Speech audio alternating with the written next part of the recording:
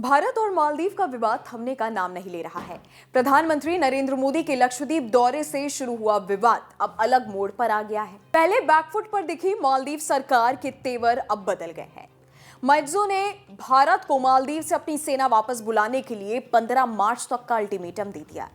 बाद में दोनों देशों के अफसरों की बैठक हुई तो भारत भी इसके लिए तैयार हो गया। राष्ट्रपति मोहम्मद मोइज्जू के कार्यालय में सार्वजनिक नीति सचिव अब्दुल्ला नाजिम इब्राहिम ने कहा कि भारतीय सैन्यकर्मी मालदीव में नहीं रह सकते।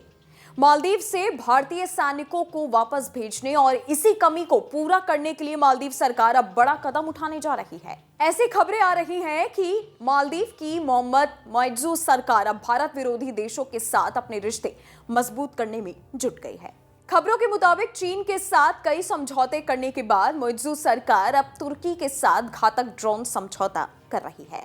मोइज्जू सरकार ने तुर्की के राष्ट्रपति एर्दोगान के दामाद की कंपनी के साथ 3 करोड़ 70 लाख डॉलर के एक समझौते पर साइन किया है। बताया जा रहा है कि ये ड्रोन काफी खतरनाक है।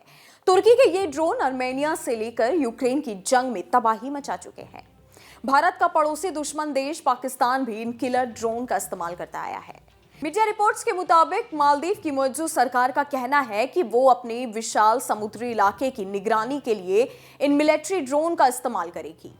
मालदीव की मीडिया रिपोर्ट के मुताबिक मोइज्जू सरकार ने इस ड्रोन डील के लिए पैसा भी जारी कर दिया है। हालांकि मोइज्जू ने इस बात की जानकारी पहले ही दे दी थी। मीडिया रिपोर्ट्स के मुताबिक मोइज्जू ने कहा था, हमने अपनी शक्ति और क्षमता को बढ़ाना शुरू कर दिया है ताकि 9 लाख किलोमीटर के विशेष आर्थिक क्षेत्र में अपनी निगरानी को बढ़ाया जा सके। मैं आशा करता हूं कि जल्द ही अपनी क्षमता को विकसित कर लेंगे ताकि इस पूरे इलाके का प्रबंधन किया जा सके। इन सब के बाद जो सवाल खड़े होते हैं वो ये कि क्या मालदीव का ये फैसला सही साबित होगा? क्या ड्रोन की डील मालदीव को फायदा पहुंचाएगी? मोहम्मद मोइज्जू हाल ही में चीन के दौरे से लौटे हैं, जिसके बाद यही सोचा जा रहा है कि क्या मालदीव को ड्रोन खरीदने के पैसे चीन ने दिए हैं। कई सवाल मालदीव सरकार के ऊपर उठ रहे हैं।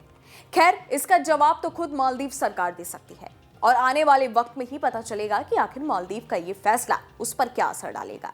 आपको बता दें कि मालदीव की सेना पहली बार सैन्य ड्रोन विमान खरीदने जा रही है। मालदीव कम से कम 3 लड़ाकू ड्रोन तुर्की से खरीदने जा रहा है। इससे मालदीव की सेना भारत से सटे समुद्री इलाके में 24 घंटे निगरानी कर पाएगी। चलते चलते बता दें कि भारत मालदीव की बैठक मोहम्मद मोइज्जू के चीन की राजकीय यात्रा से लौटने के एक दिन बाद हुई। इस दौरान मोइज्जू ने चीनी राष्ट्रपति शी जिनपिंग सहित कई अन्य वरिष्ठ अधिकारियों के साथ मुलाकात की। इस दौरान चीन और मालदीव अपने संबंधों को व्यापक रणनीतिक सहकारी साझेदारी तक बढ़ाने पर सहमत हुए। मोइज्जू की चीन यात्रा से ठीक पहले मालदीव के 3 उपमंत्रियों ने सोशल मीडिया पर भारतीय प्रधानमंत्री नरेंद्र मोदी के बारे में अपमानजनक टिप्पणी की थी।